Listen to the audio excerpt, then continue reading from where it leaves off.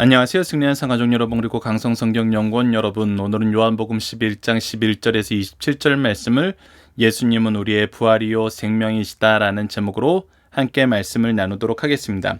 어제 말씀에 이어서 예수님은 계속해서 제자들과 말씀을 나누고 있습니다. 11절에 오시다. 이 말씀을 하신 후에 또 이르시되 우리 친구 나사로가 잠들었도다. 그러나 내가 깨우러 가노라 라고 얘기합니다. 즉 예수님의 제자들은 정말 사람들이 우리를 죽이려 하는데 그곳으로 가시겠습니까? 라고 얘기했을 때 예수님께서는 뭐라고 대답하시냐면, 우리가 지금 이제 자고 있는데, 나사로가 자고 있는데 내가 그를 깨우러 가겠다라고 얘기하십니다. 그러자 제자들은 무엇이라고 얘기하냐면 12절을 보면 제자들이 이르되 주여 잠들었으면 낫겠나이다 라고 얘기하는 것입니다. 즉 이 얘기는 무엇이냐면, 주님 그가 평안히 자고 있다면은 잠을 통해서 이제 몸이 회복될 것이기 때문에 굳이 갈 필요가 있겠습니까? 라는 이런 뉘앙스입니다. 그러니까 예수님께서 지금 올라가실 때 예수님은 하나님의 영광을 위해서, 하나님이 정해주신 때를 위해서, 하나님의 뜻을 이루기 위해서 간다 그러는데, 제자들은 끊임없이 지금 어떤 한계 속에 봉착해 있냐면, 지금 현재 우리가 놓여있는 환경이 그렇게 녹록하지 않다는 것입니다. 녹록하지 않은 상태에서 예수님께서 잠들었다고 얘기하면은 지금 현재 그쪽에 급한 일은 아직 진행되지 않은 것인데, 우리의 상황이 더욱더 위중하고 급한데 이 위기를 우리가 감당할 수 있겠습니까? 그냥 피합시다 이렇게 얘기하는 거예요. 그러자 예수님께서 이것을 더 분명하게 얘기해 주십니다. 예수는 그의 죽음을 가리켜 말씀하신 것이나 그들은 잠들어 쉬는 것을 가리켜 말씀하신 줄을 생각하는지라. 이에 예수께서 밝히 이르시되 나사로가 죽었느니라 라고 얘기합니다. 즉 그가 죽었는데 지금 예수님이 무엇하러 가신다 그러냐면 깨우러 가신다는 것입니다.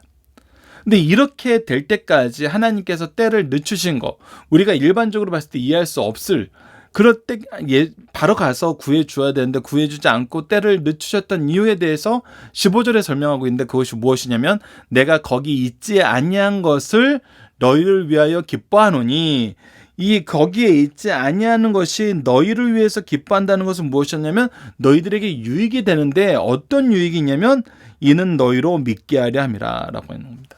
즉 예수 그리스도가 누구신지 더욱더 바로 믿게 하는데 하나님께서 이 일을 쓰신다는 것입니다. 즉 깨우러 간다는 것은 생명에 대한 것이고, 이 생명의 주권자 되신 예수 그리스도를 믿게 하시는 하나님의 뜻이 있는 것이라고 예수님은 설명해 주고 있습니다. 그러나 이 설명에 대한 제자들의 이해는 바로 도마의 대답에서 나타납니다.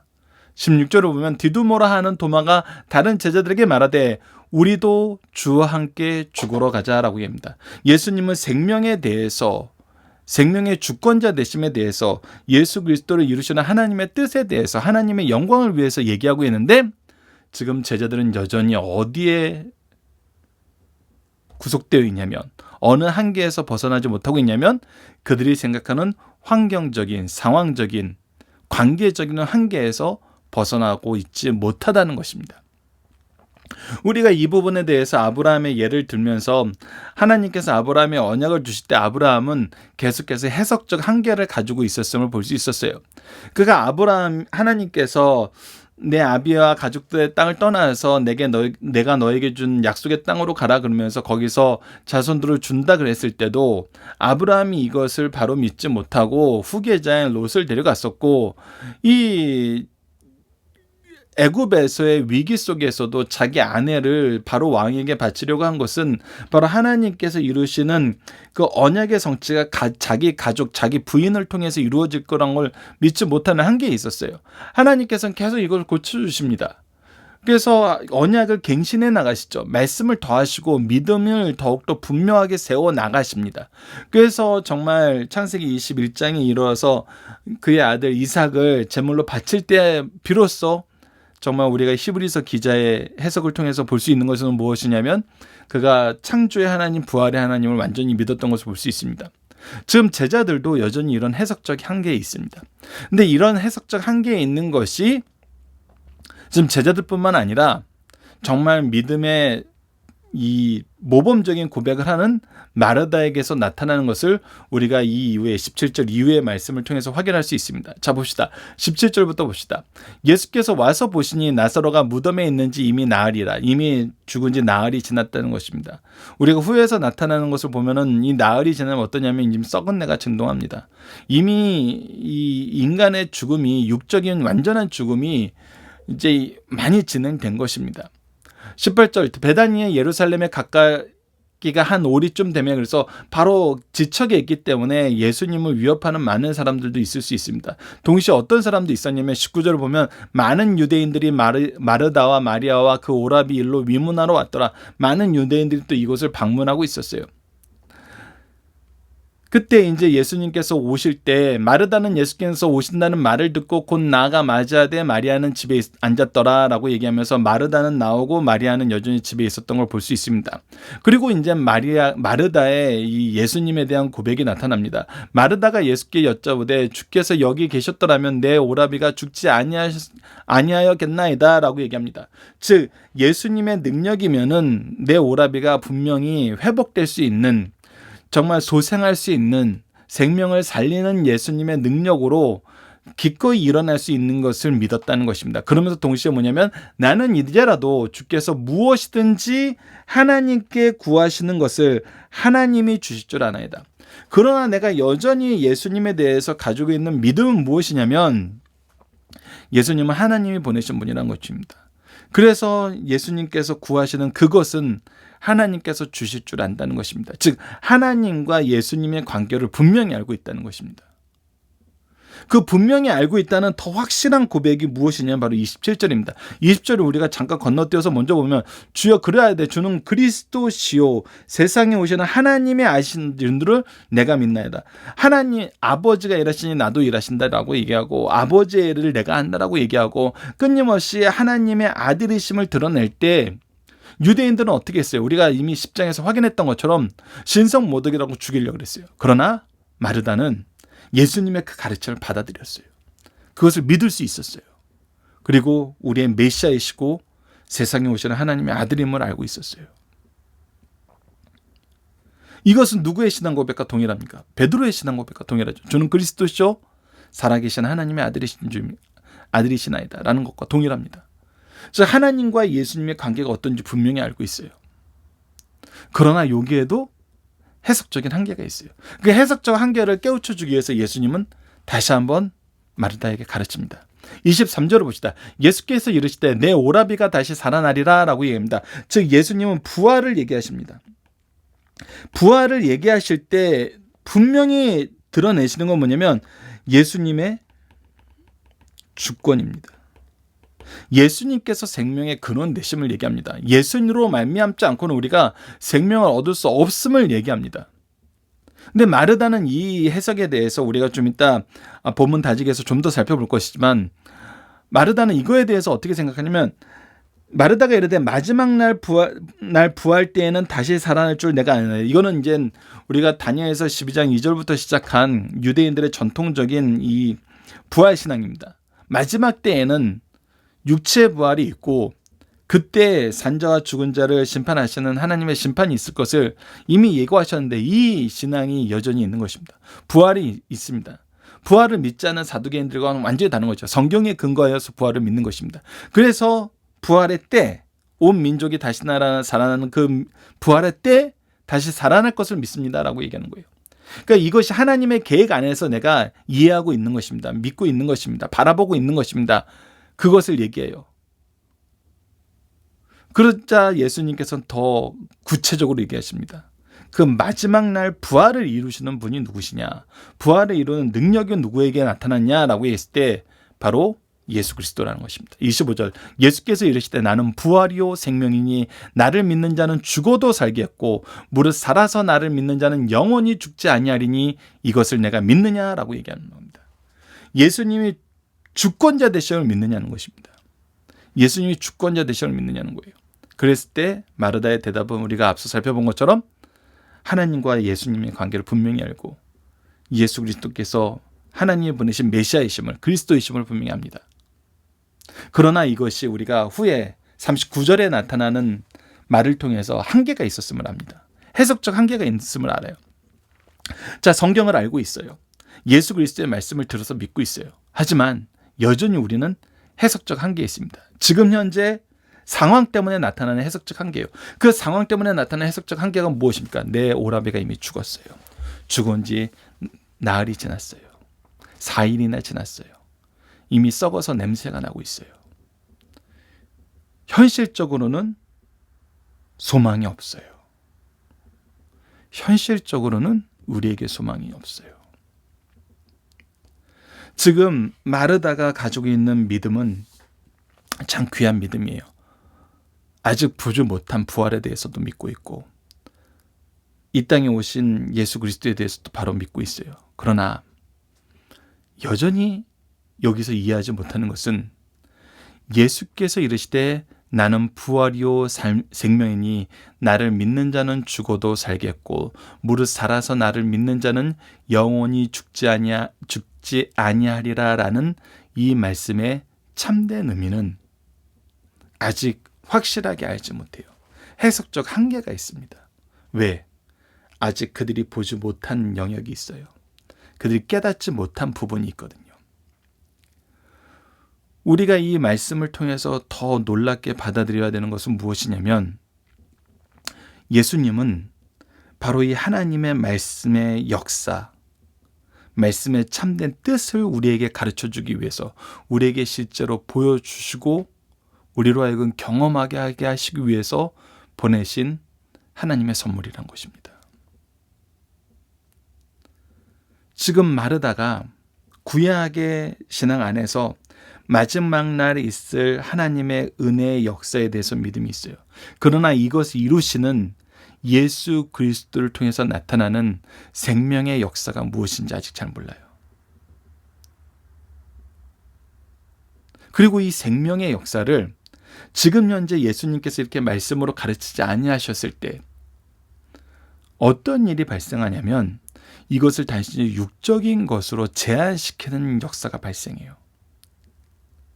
사실 이 말씀 후에 우리가 지난 시간에 살펴봤던 것처럼 예수님의 장례를 준비하는 마리아에 대해서 강조했는데 실제로 우리가 좀 뒤에 말씀을 미리 앞당겨서 잠깐 묵상한다면은 예수님은 나사로를 살리신 후에 어떤 일이 있게 되냐면 사람들은 더욱더 예수님에 대해서 환호해요. 그런데 이 예수님에 대한 환호가 무엇을 위한 환호예요? 정말 죽은 자도 살리는 예수의 능력을 보고 정치적, 군사적인 그런 왕으로 더욱더 확실히 믿어요. 아니, 음식을 제한 없이 주실 뿐만 아니라 어떤 사람도 살릴 수 있다고? 심지어 죽은 사람도 살릴 수 있다고? 이거는 무적이죠. 어떤 면에서? 군사적인 면에서, 정치적인 면에서. 그리고 이런 역사를 들은 바리새인과 대제사장들은 이제 예수님을 죽이려 했던 그 모든 시도가 쓸데없다라고 얘기해요. 사람들이 너무 좋아한다는 거예요. 심지어는 이 일을 막기 위해서 예수님뿐만 아니라 나사로도 죽이려고 해요.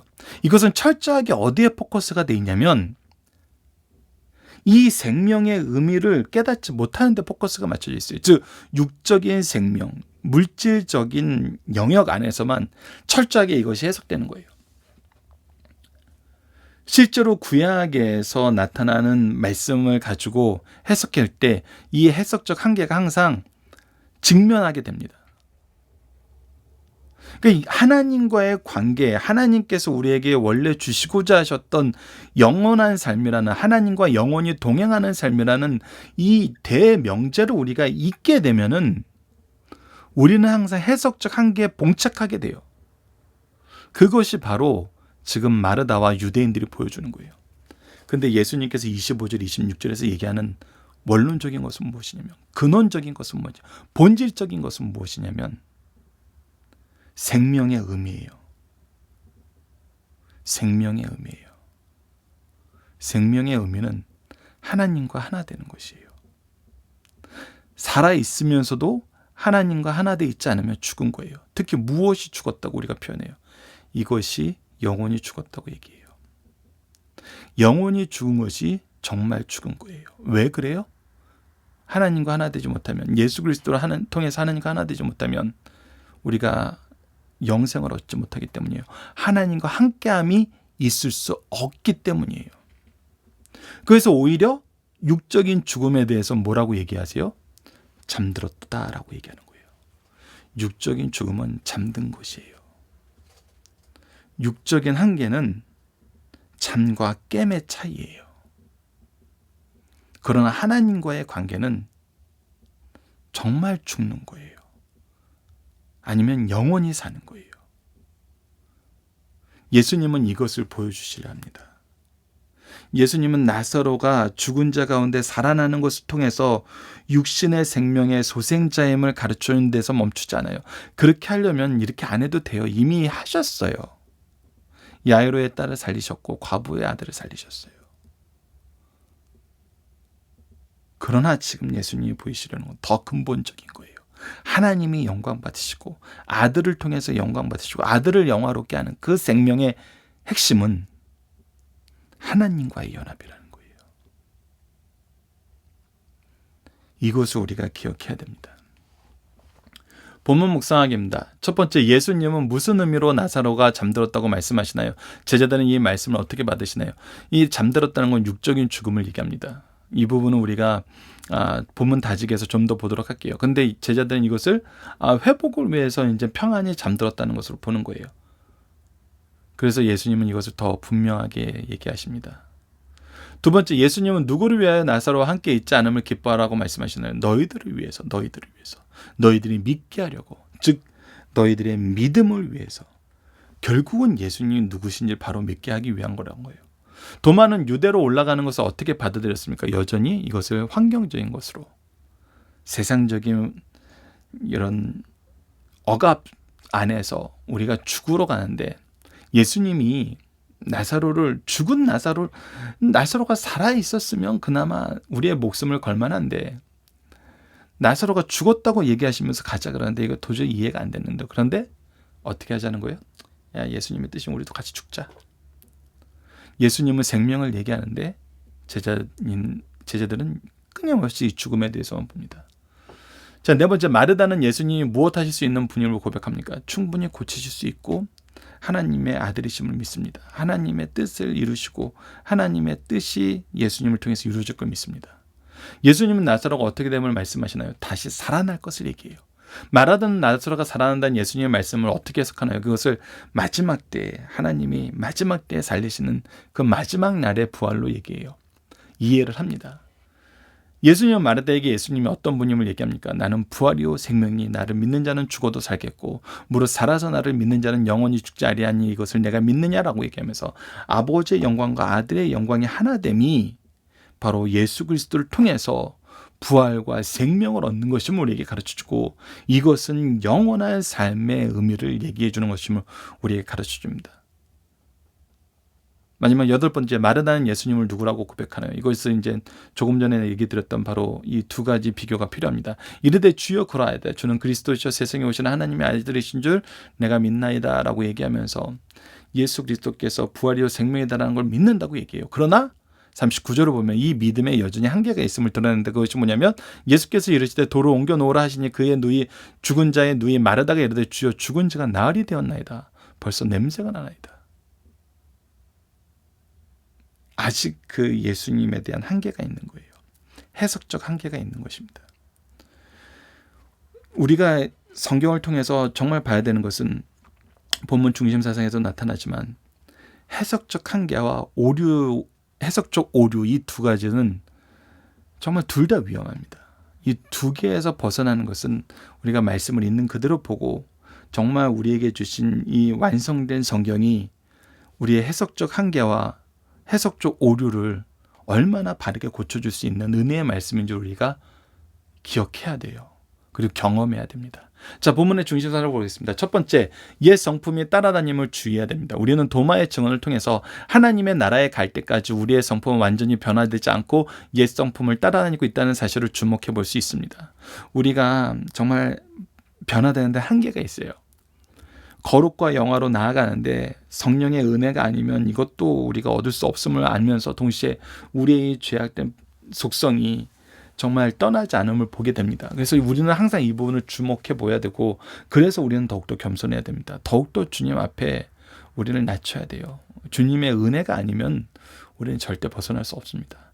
주께서 유대인들의 위험을 아시고도 유대로 되돌아가시자 도마는 우리도 주와 함께 죽으러 가자라고 했어요. 그 후 부활의 주님을 만난 사실을 동료 제자들이 알려주자 기뻐 찬양하기보다는 자기 육안으로 자기 손으로 확인하지 않고는 믿지 않겠노라고 했어요. 여전히 해석적 한계, 자신의 환경적 한계에 부딪혀 있는 거예요.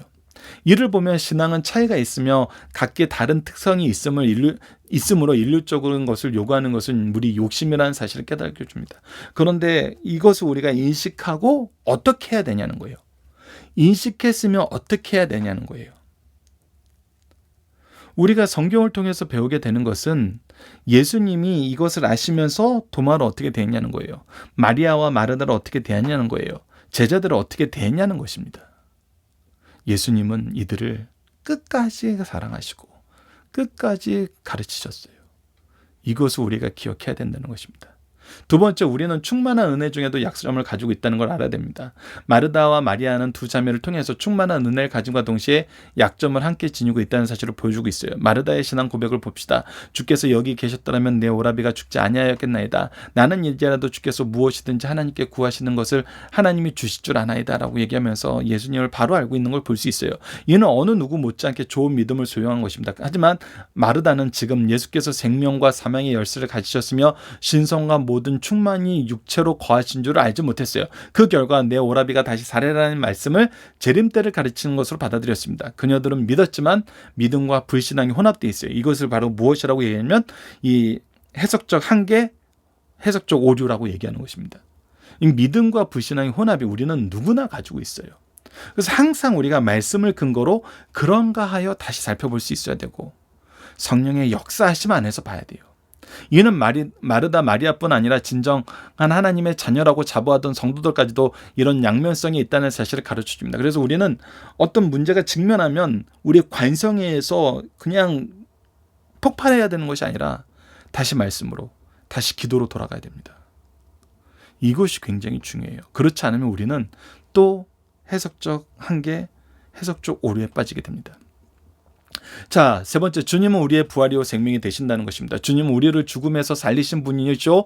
우리에게 생명을 주시는 분이십니다. 여기서 삶과 죽음은 육신적인 것을 말하는 것이 아니라 영적인 생명을 말합니다. 그 이유는 무엇이냐면 우리에게 정말 죽음이라고 성경이 죽음이라고 얘기하는 것은 하나님과 분리해요. 그래서 육적인 것은 부수적인 거예요. 본질적인 것이 아니에요. 하나님과의 관계가 본질적인 거예요.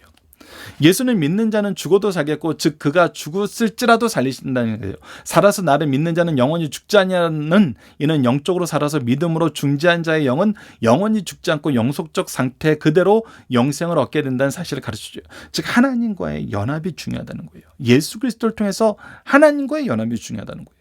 이것을 내가 믿느냐고 주님께서 반문하십니다. 이 질문은 마르다와 마리아뿐 아니라 예수 안에서 모든 인류에게 주시는 질문이에요. 그리고 이 질문에 대한 바른 대답을 가르쳐 주시기 위해서 지금 이 사건을 통해서 또 우리에게 역사하시고 우리에게 보게 하시는 것입니다. 우리도 말씀을 의지하여 바른 믿음을 가질 것을 가르쳐 주십니다.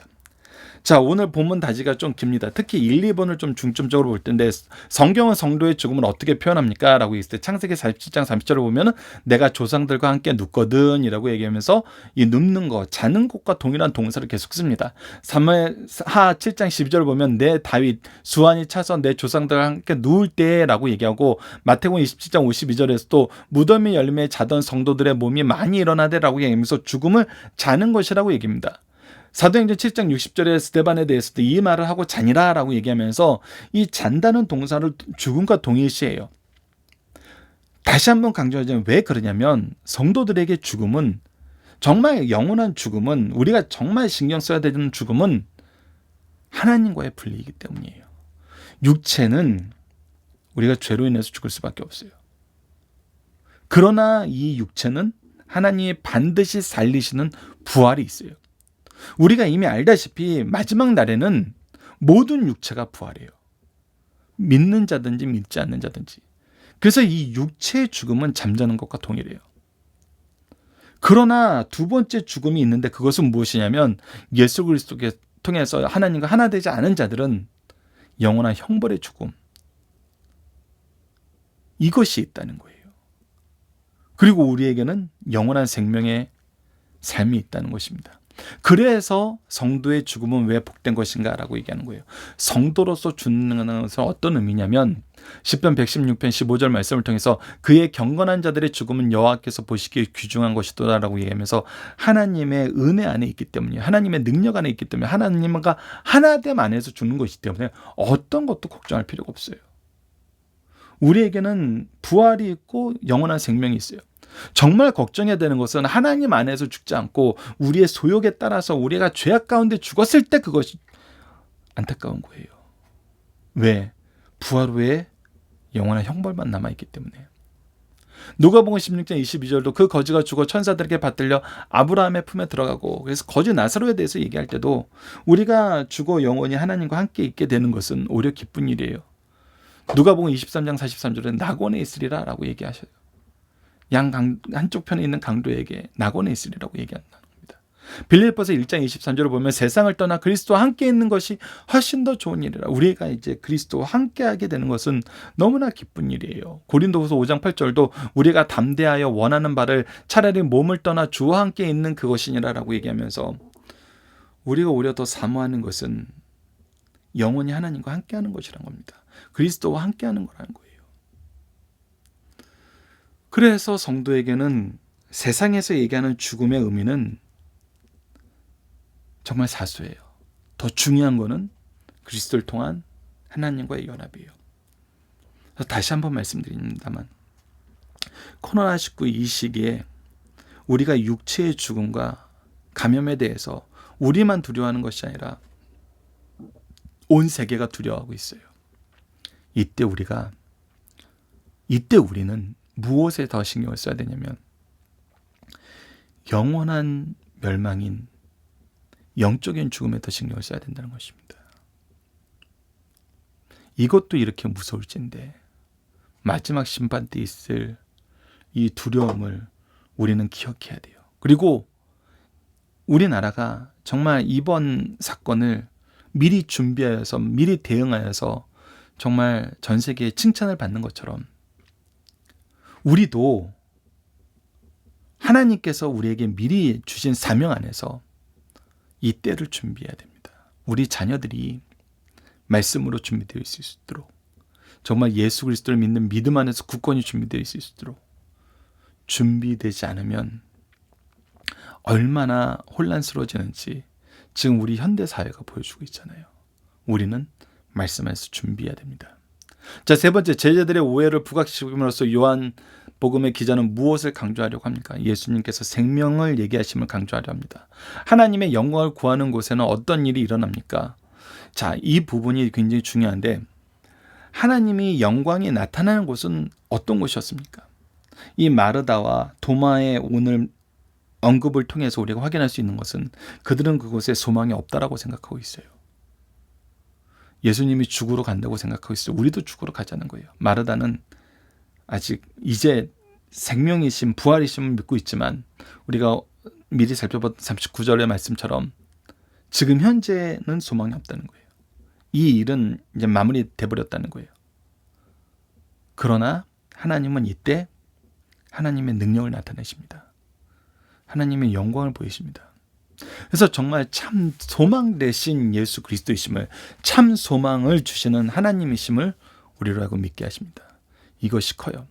그 5번은 마르다와 마리아의 차이인데 이거는 굉장히 중요합니다. 우리가 성경을 통해서 봐야 되는 이 부분인데 예수님이 각자의 성향 안에서 다른 사람들을 어떤 식으로 사랑하시는지를 보여줘요. 마르다는 믿음의 고백으로 나왔을 때 그 믿음의 고백을 더 강하게 심어주세요. 마리아가 울고 있을 때 그냥 예수님 같이 우세요. 이것이 지금 우리가 해석적 한계와 해석적 오류 안에서 방황하고 있을 때 우리가 배워야 되는 부분이에요. 내 제자나 내 자녀가 해석적 오류와 해석적 한계에 있을 때 우리는 어떻게 그들에게 다가갈 것인가? 마르다와 마리아의 차이 앞에서 예수님이 보여줬던 그 모습으로 우리가 그들을 끝까지 사랑해야 된다는 거예요. 이 부분 여러분들 본문 다지기 정답을 통해서 굉장히 길게 설명이 돼 있고 박열 목사님 강의 집에 설명이 돼 있으니까 이 부분을 참조해 주시길 바랍니다. 자, 마르다의 부활 신앙은 어떤 것입니까? 다니엘서 10장 2절에 나타난 것처럼 땅의 티끌 가운데 자는 자 중에는 많은 사람이 깨어나 영생을 받는 자도 있겠고 수치를 당하여 영원히 부끄러움을 자는 자도 있을 것이며 라고 얘기하면서 마지막 때에 선한 자와 악한 자의 부활이 있을 것을 이미 구약에서 가르쳐 주셨어요. 그래서 이 부활을 믿는 거예요. 근데 7번과 8번 나를 믿는 자는 죽어도 살겠고 무릇 살아서 나를 믿는 자는 영원히 죽지 않으리라 하신 말씀의 의미는 이것이 육적인 것에서 끝나는 것이 아니라 하나님과의 관계에서 영원한 생명 되심을 얘기하는 것이 핵심이고 그런 이 관계 회복시키시는 이런 분임을 믿게 하시는 것이 핵심이고 마르다가 성도 고백한 삶을 살지 못하는 이유는 뭐냐면 여전히 우리가 이 해석적 한계, 해석적 오류에 있기 때문이라는 거 기억하면서 우리는 말씀을 통해서 계속 이것을 개혁해 나가야 된다는 것입니다. 자, 본문 적용하기입니다. 우리는 예수님을 누구라고 알고 있고 고백하고 있고 어떻게 믿는 삶을 실천하고 있나요? 우리가 예수님을 말씀을 통해서 알고 우리의 삶의 역사심을 통해서 고백하고 우리가 항상 이것이 기준이 되는 삶을 살아야 돼요. 그리고 이것은 계속해서 말씀 안에서 성령의 은혜 안에서 갱신돼야 돼요. 갱신되기 위해서 가장 필요한 것이 뭐냐면 말씀과 기도라는 거예요. 말씀과 기도. 이것을 우리가 기억해야 됩니다. 자, 이번 주 공동 기도 제목은 부활이시오 생명 되신 예수 그리스도를 바로 고백하는 삶을 살게 하여 주소서입니다. 오늘 말씀을 통해서는 예수님을 말씀을 통해 성령의 인도하심 속에 구속사를 통해 바로 알게 하여 주소서. 그리고 바로 고백하며 우리의 삶의 중심이 되게 하여 주시고 방향이 되게 하여 주소서. 다시 한번 강조합니다. 말씀과 성령의 인도하심과 구속사적인 관점을 통해서 보지 않으면 우리는 해석적 한계와 해석적 오류에 빠집니다. 그리고 이분을 중심에 놓지 않으시면 우리는 이 적용적 오류에도 빠지게 되고 적용적 한계에도 빠지게 됩니다. 그리고 이 믿음 안에서 우리의 삶의 모든 것을 결정하며 담대하게 나아가 승리하는 삶을 살게 하여 주시도록 기도하는 우리 승리하는 삶 가족 여러분들, 강성성경 연구원 여러분들에게 기도합니다. 감사합니다.